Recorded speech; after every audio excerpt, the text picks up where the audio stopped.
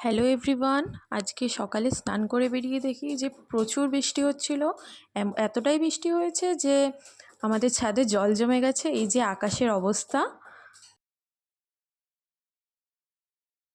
তারপরে এই যে স্নান করে এসে পুজো দিলাম।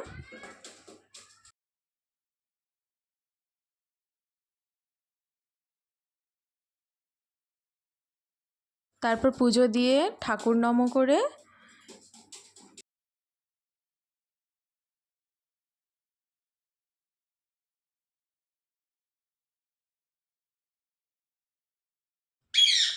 কিছুটা ডেলি স্কিন কেয়ার করে এখন যাব একটু বাড়িতে। আসলে আসলে মা তো নেই বাড়িতে, তো ঘর ফাঁকা। এখন আমাদের দায়িত্বে ঘরটা দিয়ে গেছে, তো বাড়িতে যেতে হবে, ওখানে কিছু পুজো টুজো দিতে হবে।